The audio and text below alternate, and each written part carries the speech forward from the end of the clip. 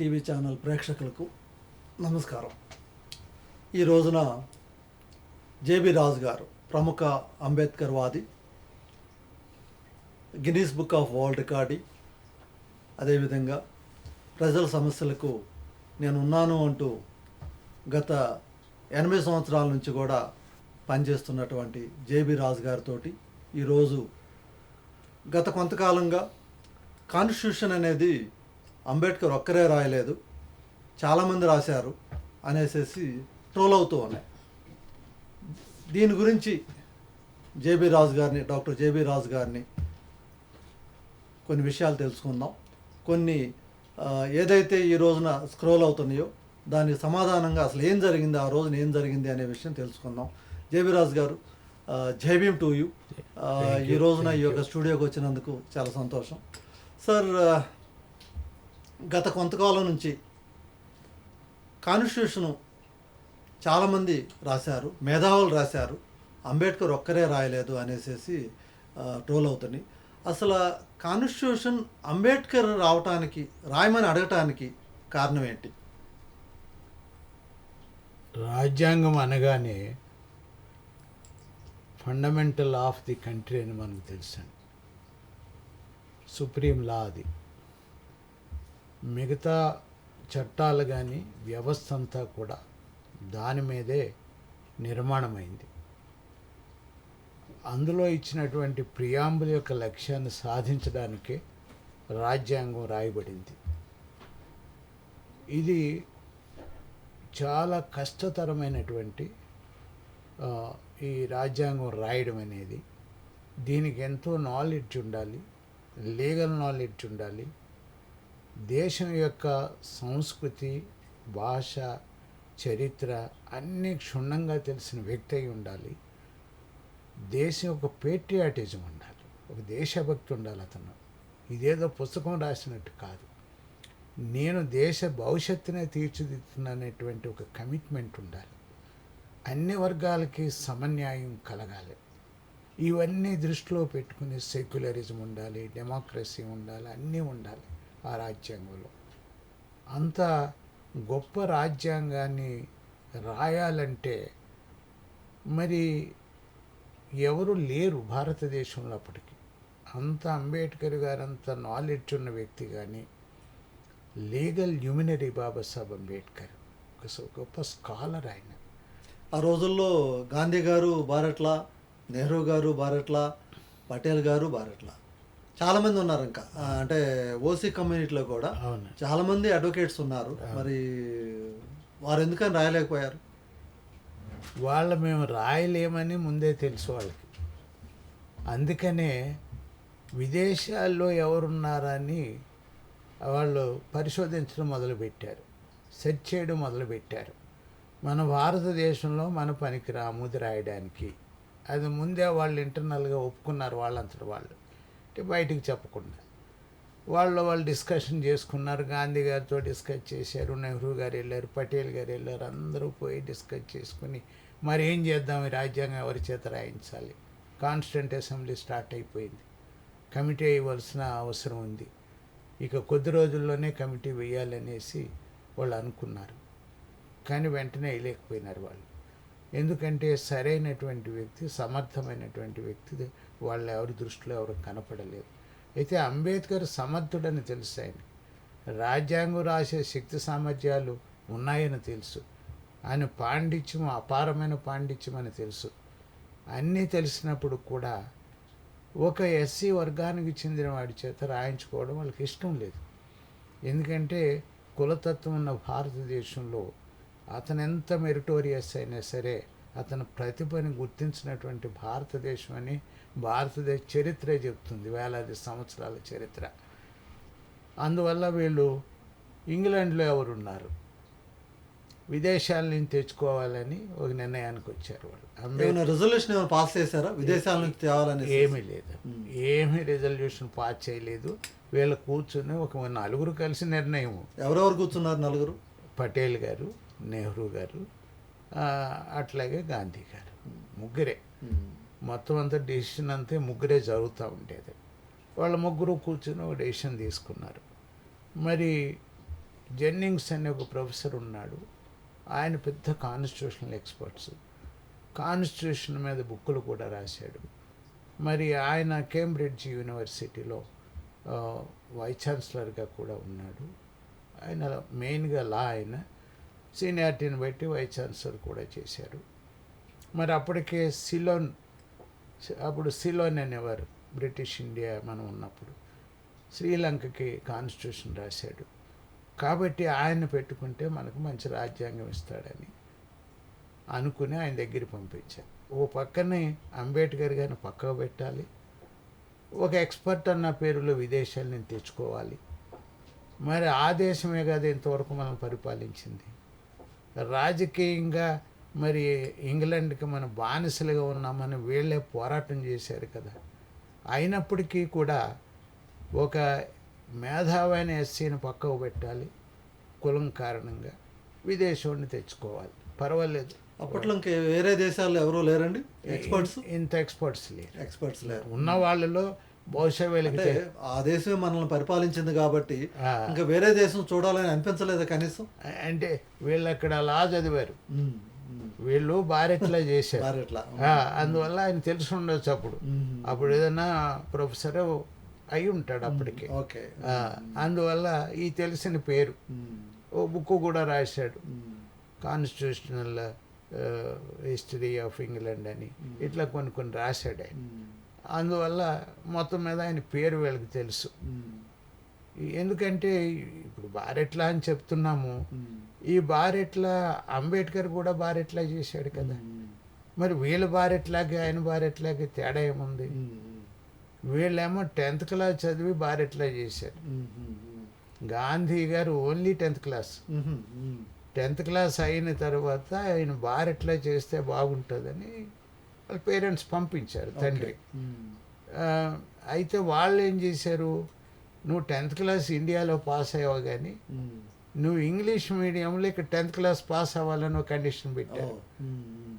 మీకు సరైనటువంటి English knowledge కూడా ఉండదు, మీ 10th క్లాస్ని మేము గుర్తించలేము, ఆ క్వాలిఫికేషన్ తోటి నువ్వు బారెట్లా చేయడం కష్టం, కుదరదని అక్కడ 1 year స్టడీ చేసి 10th క్లాస్ రాసి ఇంగ్లీష్ మీడియం తోటి అక్కడ 10th క్లాస్ సర్టిఫికేట్ తీసుకున్నాడు. తీసుకుని బారెట్లా చేశాడు. అయితే నెహ్రూ గారు కొంత ఆయన గ్రాడ్యుయేటు, ఆయన మినిమం కొంత క్వాలిఫికేషన్ ఉన్నది. ఇప్పుడు ఆయన పటేల్ కూడా 10th క్లాసే, ఈయన ఒక్కడే కొంచెం వాళ్ళ పేరెంట్స్ బాగా హైలైట్. నెహ్రూ గారు ఒక్కరే డిగ్రీ బారెట్లా చేశాడు. వీళ్ళెవరు కూడా 10th క్లాస్ చేసి బారెట్లా చేశారు. బాబాసాహెబ్ అంబేద్కర్ అప్పటికే ఎంఏ అయిపోయింది, పిహెచ్డి అయిపోయింది, డాక్టరేట్ అయిపోయింది, ఇన్ని 4-5 పోస్ట్ గ్రాడ్యుయేట్స్ డిగ్రీస్ తీసుకున్నాడు, డాక్టరేట్ తీసుకున్నాడు, పిహెచ్డి తీసుకున్న తర్వాత లా చేశాడు. వాళ్ళకి వీళ్ళకి అంత తేడా ఉంది ఈ బారెట్లా అది డిగ్రీ తీసుకోవడంలో. అయితే వీళ్ళు అక్కడ పంపించారు, జెన్నింగ్స్ దగ్గరికి పోయారు, వీళ్ళంతా ఒక టీంని పంపించారు. మరి బెనగల నరసింహరావు కూడా. ఈయన ఎలా దొరికారండి? ఎవరు? గాంధీ గారికి కానీ నెహ్రూ గారు, నరసింహరావు గారు. నరసింహరావు గారు ఆయన senior civil servant, ICS officer. So అప్పుడు ఐసిఎస్ ఆఫీసర్ కాదు, కన్నడ, ఈ కన్నడిగా అతను. అయితే అతను ఐసిఎస్ ఆఫీసర్. ఆ రోజుల్లో ఐసిఎస్ వాళ్ళకి జ్యుడిషియల్ పవర్స్, మెజిస్ట్రేట్, ఇప్పుడు ఓన్లీ మెజిస్ట్రేట్ పవర్సే ఉన్నాయి, అప్పుడు జ్యుడిషియల్ పవర్స్ కూడా ఉండేయట. సో ఈయన ఒక జ్యుడిషియల్ ఆఫీసర్గా ఆయనకి మంచి పేరుంది, ఎక్సలెంట్, చాలా నాలెడ్జబుల్ పర్సన్ అని మంచి ఇమేజ్ ఉన్నటువంటి వ్యక్తిగా ఆయన వర్తున్నటువంటి వ్యక్తి, అందులో డౌట్ ఏమీ లేదు. కానీ రాజ్యాంగం రాయగలడా లేదా అన్నది చెప్పలేరు. అందుకనే చివరికి ఆయన్ని అడ్వైజర్గా పెట్టుకున్నారు. కాన్స్టిట్యూషన్ ఏదైతే కమిటీ వేశారో, డ్రాఫ్టింగ్ కమిటీ అండి, డ్రాఫ్టింగ్ కమిటీకి ఒక అడ్వైజర్గా పెట్టుకున్నారు. అప్పుడు డ్రాఫ్టింగ్ కమిటీ ఎవరెవరు? డ్రాఫ్టింగ్ కమిటీ ఇప్పుడు 7 ఉన్నారండి అందులో. ఇందులో 2 పేర్లే అందరికీ తెలిసిన ఎందుకంటే ఎవడో వచ్చేవాడు కాదు, అటెండ్ అయ్యేవాడు కాదు అనే కారణాల వల్ల.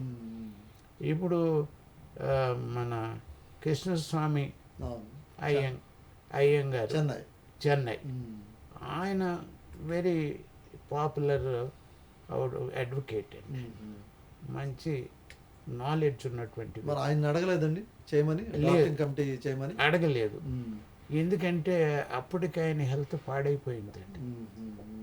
ఆయన ఏదో నడవలేక కూర్చోలేనటువంటి పరిస్థితులు ఆయన ఉన్నాడు. ఎప్పుడు ట్రీట్మెంట్లోనే ఉండేవాడు. మరి అది ఒక కారణం అయి ఉండొచ్చు, మనకు తెలియదు కరెక్ట్గాను, కానీ మెంబర్గా వేశారు. బహుశా ఆయనకి హెల్త్ రీత్యా మరొక రీత్యా రాజ్యాంగం రాయలేడని అనుకుని ఉండొచ్చు ఈ ముగ్గురు పెద్దలు. సో దాని మీద ఆయనకి అడగడం కానీ పెట్టడం కానీ చేయలేదు. But real expert constitutional matters మీద. అంబేద్కర్ గారు చాలా గౌరవించేవాడు, ఆయన ఈయన్ని కూడా చాలా గౌరవించేవాడు. అసలు అంబేద్కర్ సరైన సూటబుల్ అని ఆ తర్వాత చెప్పినోడు కూడా ఆయన కృష్ణస్వామి అయ్యంగారు. ఇక రెండోదేమో టీటీ కృష్ణమాచారి, ఆయన కూడా ఆయన చనిపోతే ఆయన ప్లేస్లో ఈయన వేశారు. బెనగల నరసింహరావు అడ్వైజర్ అని వేశారు. కానీ ఈయన యునైటెడ్ నేషన్లో అక్కడ మెంబర్గా పెట్టారు దేశం తరఫున. ఈయన అక్కడ ఎక్కువ ఉండేవాడు, అమెరికాలో ఎక్కువ ఉండేవాడు, ఎప్పుడో కానీ వచ్చేవాడు కాదు. ఆయన కూడా తీరిక లేని విదేశాలు పోతూ. ఒక ఆయన చనిపోయాడు, రీప్లేస్ కాలేదు. ఇంకా ఆయన సో ఇట్లాగా అల్టిమేట్గా ఏమంటే అది టీటీ కృష్ణమాచార్య స్పష్టంగా చెప్పాడు, అంబేద్కర్ రాజ్యాంగం రాసిన తర్వాత ఒక్కడే రాశాడు, వీళ్ళెవ్వరూ కూడా వాళ్ళు సహకరించే పరిస్థితిలో పార్టిసిపేషన్ లేదు. కారణాలు అనేక కారణాలు. ఒక ఆయన ఎప్పుడు కూడా స్టేట్ అఫైర్స్లోనే పొలిటికల్గా ఉండేవాడు, ఆయన ఎప్పుడు వచ్చేవాడే కాదంట. ఇట్లాగా ముఖర్జీ అని ఒక ఆయన సెక్రటరీ ఉన్నాడండి, ఈ డ్రాఫ్టింగ్ కమిటీకి సెక్రటరీ. బహుశా ఐసిఎస్ ఆఫీసర్ ఎవరైతే అయి ఉండొచ్చు, చాలా టాప్ అఫీషియల్ అయి ఉండొచ్చు, ఎక్స్పర్టే కాబట్టి ఆయనకు సహకారంగా సెక్రటరీగా. ప్రతి కమిటీకి ఉంటారు సెక్రటరీస్, ఈయన కాన్స్టిట్యూషన్ కాబట్టి మంచి ఎక్స్పర్ట్స్ను ముఖర్జీని వేశారు. సార్ టీటీ కృష్ణమాచారి ఆయన మెంబర్గా అపాయింట్ అయిన తర్వాత ఒకరోజు పార్టిసిపేట్ చేద్దామని పోయాడు. పోతే అంబేద్కర్ గారు కూర్చుని ఉన్నారు, ముఖర్జీ ఉన్నాడు, ఇంకెవ్వరూ లేరు. ఈయన వెళ్ళి ఈయన విష్ చేసేసి ఊరికి అక్కడ ఒక అరగంట కూర్చుని వెనక్కి తిరిగి వచ్చేసాను నేను. అది ముఖర్జీ గారిని అడిగాను, సెక్రటరీని, ఏంటి ఎవరు రావడం లేదు ఏంటి మీరిద్దరు, నువ్వేమని సెక్రటరీగా నువ్వు కూర్చొని ఉన్నావు, సో ఆయన చైర్మన్ పిలిస్తే పోతున్నావు, నేనున్న అరగంటలు ఇదే చూశాను నేను, మరి ఏంటి పరిస్థితి అంటే వాళ్ళు ఎవరు రావడం లేదు సార్, ఇది కారణం అని ముఖర్జీ సెక్రటరీ స్పష్టంగా చెప్పాడు. సో ఇదే విషయాన్ని టీటీ కృష్ణమాచారి రాజ్యాంగం ప్రజెంట్ అయిన తర్వాత అంటే నవంబర్ 26న 1956లో అడాప్ట్ అయింది. కమిటీ పెట్టిన తర్వాత చైర్మన్ చేశారా అంబేద్కర్ గారిని, లేకపోతే పెట్టక ముందే కమిటీతో పాటే చైర్మన్గా చేశారు? ముందే కమిటీ రిజల్యూషన్ పాస్ చేశారు కాన్స్టిట్యూంట్ అసెంబ్లీలో, మనం డ్రాఫ్టింగ్ కమిటీ వేసుకోవాలి. అలా కొన్ని సబ్ కమిటీస్ ఉంటాయి, దానిలో మెయిన్ కమిటీ సబ్ కమిటీస్తో ఇది అంబేద్కర్ గారిని ఐడెంటిఫై చేసిన తర్వాతే కమిటీ వేశారు. కమిటీ ముందే వేశారు, కమిటీ రిజల్యూషన్ ద్వారా కమిటీ వేశారు, సబ్ కమిటీస్ వేశారు. అనేక సబ్జెక్ట్స్ మీద మైనారిటీ కమిటీ ఇవన్నీ ఉన్నాయన్నమాట. అప్పటికే వేశారు, కానీ చైర్మన్ లేడు. చైర్మన్ వెతకడానికి అక్కడ పోయారు, ప్రొఫెసర్ జెన్నింగ్స్ దగ్గరికి పోయారు. జెన్నింగ్స్ అన్నాడు, బాబు నేను మలేషియాకి రాశాను, చిన్న కంట్రీ, ఒకటే రిలీజియన్ ఒకటే లాంగ్వేజ్, అది పెద్ద ప్రాబ్లం ఏం కాదు రాయడం, జనరల్గా రాసేయచ్చు. అలాగే మరి శ్రీలంకకు రాశాను, అప్పుడు సిలోన్ అనేవాడు. శ్రీలంకకు కూడా పెద్ద ఒకటే లాంగ్వేజ్, రైట్. ఒకటే భాష అన్నట్టు కాంప్లికేషన్స్ లేవు అక్కడ. Small country. Small country. మరి భారతదేశం అలా కాదు కదా, చాలా విశాలమైనది భారతదేశం. కోట్లాది మంది పాపులేషన్, అనేక భాషలు, అనేక మతాలు, అనేక కులాలు, మరి అనేక ప్రాంతాలు. కాశ్మీర్ లాంటి బర్నింగ్ ప్రాబ్లం ఉన్నది. నార్త్ ఈస్టర్న్ స్టేట్స్ వాళ్ళ కల్చర్, వాళ్ళ పరిస్థితి వేరు. గిరిజన్స్ వాళ్ళ కల్చర్ వేరు. ఈ దేశం నార్త్లోకి లాగా ఉంటుంది, సౌత్లోకి లాగా ఉంటుంది. ఇక్కడ అనేక భాషలు, అక్కడ అనేక భాషలు. ఇవన్నీ కూడా మనం స్టడీ చేసి, నేను భారత రాజ్యాంగం అందరికీ ఉపయోగపడేటట్టు రాయాలంటే ఇది నేను ముందు అక్కడ ఉండి భారతదేశంలో 2-3 సంవత్సరాలు రీసెర్చ్ చేయాలి. మొట్టమొదటి స్టడీ చేసి అప్పుడు నేను రాజ్యాంగం రాయాలి. ఇది అయ్యే పని కాదు నా వల్ల. మరి ఎట్లాగని అడిగాను. మీకు డాక్టర్ బిఆర్ అంబేద్కర్ తెలుసా అని ఆయన ప్రశ్న వేసాను. తెలుసు సార్ మాకు. ఆయనంత ఎక్స్పర్ట్. మరి నేనేదో విదేశం ఇంగ్లాండ్ వాడిని కాబట్టి మీరేదో నన్ను ప్రిఫర్ చేస్తున్నారు అని అనిపిస్తుంది నాకు. కానీ మీ భారతదేశంలోనే అంత బెస్ట్ కాన్స్టిట్యూషనల్ ఎక్స్పర్ట్ ఉన్నాడు. ఆయన fittest person, very competent person, very meritorious person అని ఆయన అన్ని అడ్జెక్టివ్స్ ఉపయోగించి మీరు ఆయన్ని అపాయింట్ చేసుకోండి అని చెప్పాడు. సింపుల్గా ఇండియా వచ్చేసారండి. అప్పట్లో సమకాలికులు ఎవరైనా ఉన్నారండి డాక్టర్ బిఆర్ అంబేద్కర్కి? జెన్నింగ్సన్ కానీ కాన్స్టిట్యూషన్ మీద ఎక్స్పర్ట్స్ ఇక్కడ అక్కడ ఎక్కడన్నా కూడా ప్రపంచంలో ఎక్స్పర్ట్, కాన్స్టిట్యూషనల్ ఎక్స్పర్ట్స్ ఇంకెవరైనా ఉన్నారా? జాఫర్సన్ అని, యుఎస్ఏ. ఓకే. ఆయన యుఎస్ఏ కాన్స్టిట్యూషన్ రాశాడు. అందుకని అంబేద్కర్ని బహుశా టీటీ కృష్ణమాచార్య ఎవరో అన్నాడు. సిటీ కృష్ణమాచారి కాదు, మన న్యూయార్క్ టైమ్స్ రాసింది ఎడిటోరియల్. ఆ ఎడిటోరియల్లో అంబేద్కర్ని జాఫర్సన్ ఆఫ్ ఇండియా అని ఈయన్ని వాళ్ళు అడ్రస్ చేశారు, మెన్షన్ చేశారు అందులో. జాఫర్సన్ ఆఫ్ ఇండియా. అది అమెరికన్ కాన్స్టిట్యూషన్ రాశాడు ఆయన. జాఫర్సన్ ఆఫ్ ఇండియా ఈజ్ అంబేద్కర్ అని అనడం, అవన్నీ మనం తెలుసుకుంటుంటే ఏంటి ఇక్కడ జాఫర్సన్ తరతరాల అక్కడ ఎడ్యుకేషను, డెవలప్మెంటు అన్నీ చూసినటువంటిది. ఎప్పుడో ఇండిపెండెన్స్ వచ్చింది అప్పటికే. అటువంటి అమెరికాలో ఉన్న జాఫర్సన్ని అంబేద్కర్ పెద్ద హార్వర్డ్ లాంటి యూనివర్సిటీలో వాళ్ళు చదువుకున్నారు. Most advanced, economically advanced. అటువంటి వాళ్ళతో పోల్చారంటే అంబేద్కర్ గొప్పతనం వాళ్ళు చెప్తే కానీ మనకు అర్థం కాని పరిస్థితి అప్పట్లోనే. సరే, చివరికి గాంధీ గారికి రిపోర్ట్ ఇచ్చారు. నరసింహరావు గారు రిపోర్ట్ సబ్మిట్ చేశారు. గాంధీ గారికి, నెహ్రూ గారికి. అంటే నెహ్రూ గారికి చెప్పుంటారు, పటేల్ కూడా చెప్పుంటారు. ఇద్దరు కలిసి వెళ్ళి గాంధీ గారితో మాట్లాడంటే వీళ్ళందరూ గాంధీ గారి దగ్గర ఈజీగా పోరు కదా, పోలేరు కూడా. వీళ్ళిద్దరూ పోయి ఆయనతో మాట్లాడారు. అయ్యా, ఇది మనకు వచ్చినటువంటి రిపోర్టు, అంబేద్కర్ తప్పించి ఎవరు రాయలేరని professor Jennings international recognised constitutional ఎక్స్పర్టే చెప్తున్నాడు. కాబట్టి మనం ఆయన పెట్టుకోవడం బెటర్.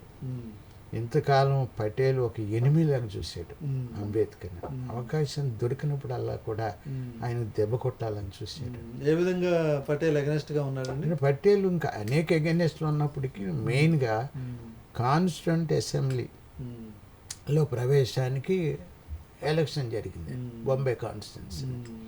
అప్పుడు అంబేద్కర్ గారు పోటీ చేశారు.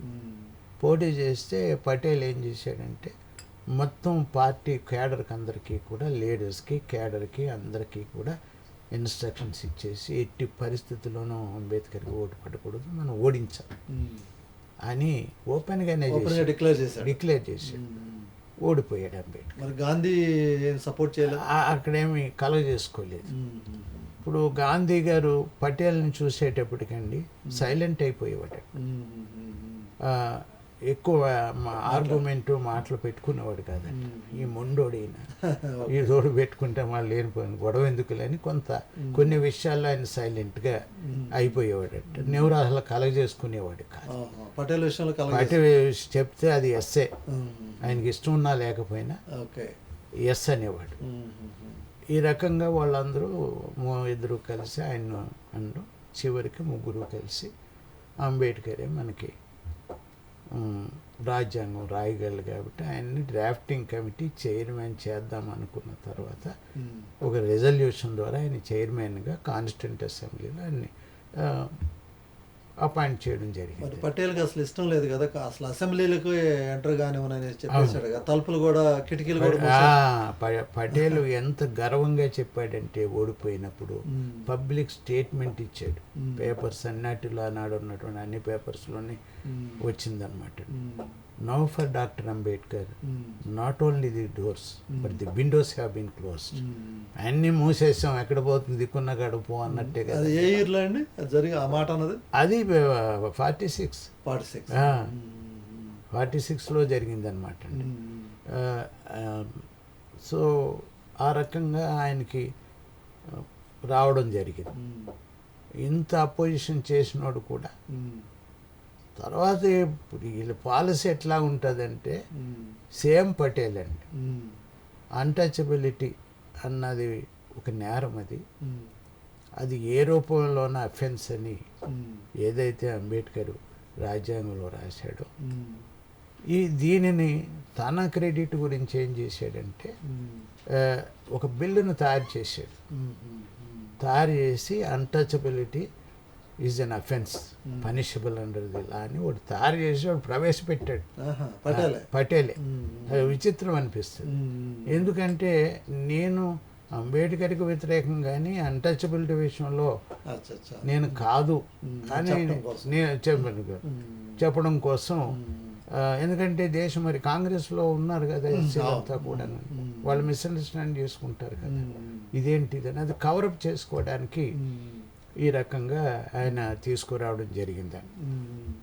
ఈ రాజ్యాంగ నిర్మాణం వీళ్ళంతా కూడా తర్వాత రాసిన తర్వాత వరల్డ్ వైడ్ అప్లాజ్ వచ్చింది అంబేద్కర్ గారికి.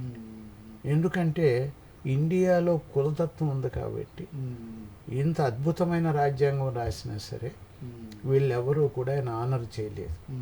ఆనరీ డిగ్రీ అని ఇస్తారు కదా యూనివర్సిటీస్లో, ఆనరీ డిగ్రీ కూడా ఈయనకి ఇవ్వలేదు. ఈయన ఎక్కడైతే చదివాడో కొలంబియా యూనివర్సిటీ, ఆ యూనివర్సిటీ వాళ్ళు ఇన్వైట్ చేసి ఆయనకి ఆనరీ డిగ్రీ ఆయన్ని ఆనర్ చేయడం జరిగింది. కాన్స్టిట్యూషన్ రాసిన తర్వాత కాన్స్టిట్యూషనల్ ఎక్స్పర్ట్ అని అన్నీ రాసుకొస్తూ అద్భుతంగా వాళ్ళు ఇది దాన్ని సైటేషన్ అంటాం కదా, ఆ సైటేషన్ ఇప్పుడు మనం పోయిన Columbia university Ambedkar bust size ఇది పెట్టారు అక్కడ స్టాట్యూ అని, అక్కడ ఇది కింద రాసి ఉంటుంది అన్నమాట. మేము పోయాము న్యూయార్క్, ఆ ఇంటర్నేషనల్ దళిత్ కన్వెన్షన్కి వెళ్ళాము. పాస్వాన్ గారు కూడా వచ్చారు, ఇంకా అనేక కంట్రీస్ నుంచి వచ్చారు. అక్కడ వెళ్ళినప్పుడు మేము చూద్దామని పోయాము అక్కడ. సో అక్కడ ఇదంతా కూడా అద్భుతంగా ఆయన సైటేషన్లో ఇవన్నీ క్రూసేడర్ ఫర్ సోషల్ జస్టిస్ అని అద్భుతం. వాళ్ళు ఇంగ్లీష్ వాళ్ళ లాంగ్వేజ్ కూడా వాళ్ళకి ఓపెన్ మైండ్, ఈ ప్రిజుడిస్ లేదు కదా, ఈ డిస్క్రిమినేషన్ ఫీల్ అవ్వదు కదా, ఒక ఎక్స్పర్ట్గానే చూసేటువంటి ఆ గుణం ఉంది. మెరిట్గా ఇంటలెక్చువల్గా చూసే గుణం ఉంది కాబట్టి అక్కడ చేశారు. అయితే తర్వాత If you like this video, please like it, share it, and for more videos, please subscribe to our channel.